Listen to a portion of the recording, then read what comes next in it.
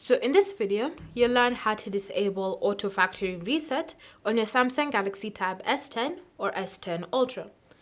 So the first step is to simply navigate to settings, and then you're going to scroll and select the option lock screen. Under lock screen, you're going to tap on secure lock settings, and then from here, you need to enter in the current PIN, password or pattern. Then the next step is to find auto factory reset, and you should see a toggle next to it. So whenever this feature is turned on, if you have 20 failed unlock attempts, then your tablet goes through a reset process, deleting all the files and downloaded apps. So in order for you to disable this, so that even if 20 unlock attempts have passed, nothing is erased, then you're just going to tap on the toggle like that to turn it off. Once you've turned it off, you can now close the settings app with the changes being applied to your tablet. Thank you for watching. If you have any questions or comments, leave them down below and we'll get back to you.